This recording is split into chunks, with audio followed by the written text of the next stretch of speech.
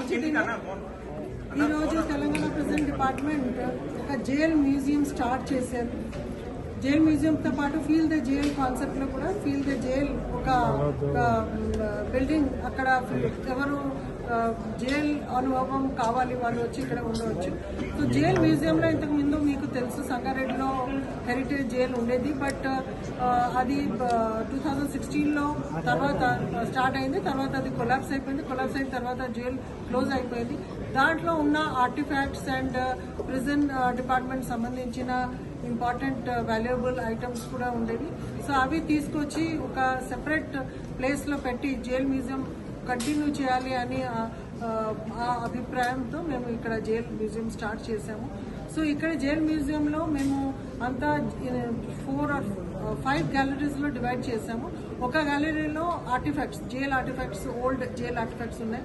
ఇంకా ఒక గ్యాలరీలో జైల్ మాన్యుస్క్రిప్ట్స్, జైల్కి సంబంధించిన డాక్యుమెంట్స్ ఇంక్లూడింగ్ నిజాం టైంలో ఉన్న డాక్యుమెంట్స్ కూడా అక్కడ ప్రిజర్వ్ అయి ఉంది. ప్లస్ పాత జైల్ ఎలాగా ఉండేది, మా స్ట్రక్చర్స్ అవి అన్నీ కూడా దాంట్లో పెట్టాము.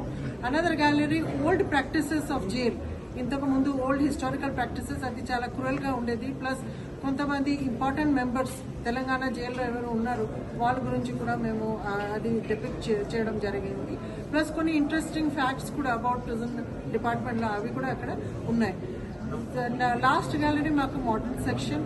అప్పుడు అక్కడే ఇప్పుడు presently what are the modern techniques in which we are doing, what are the rehabilitation and reform work మేము ఇప్పుడు ఏమేమి చేస్తున్నాము ఎడ్యుకేషన్ ఫీల్డ్లో, like vocational skills, other sorts of activity like de addiction centres, Nivritti centres ఉన్నాయి.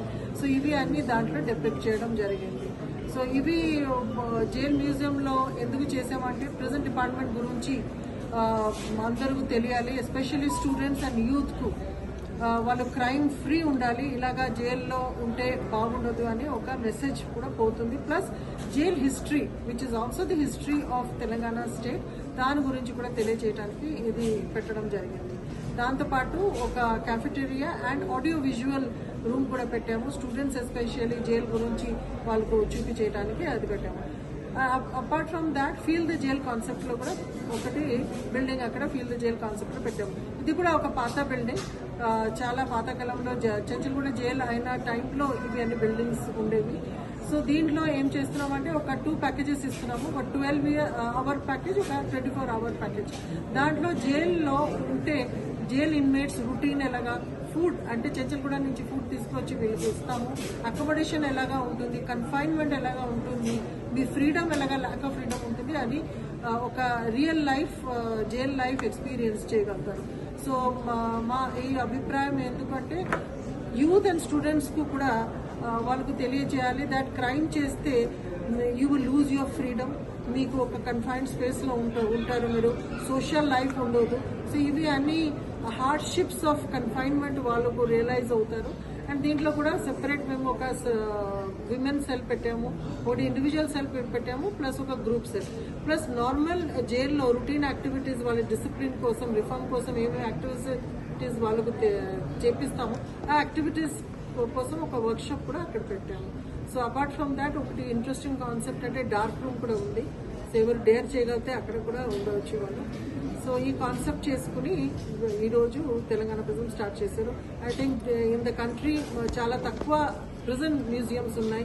అందరికీ తెలుసు Andaman Nicobar island ఉన్న cellular prison is one of the most famous. Apart from that Alipore కోల్కతాలో ఉన్నాయి, కర్ణాటక, గోవాలో. సో ఇక్కడ ఈ ప్రిజన్ స్టార్ట్ చేయడం ఒక it's quite a momentous occasion, ఎందుకంటే ఎక్కువ ప్రిజన్ మ్యూజియంస్ ఎక్కడ లేవు.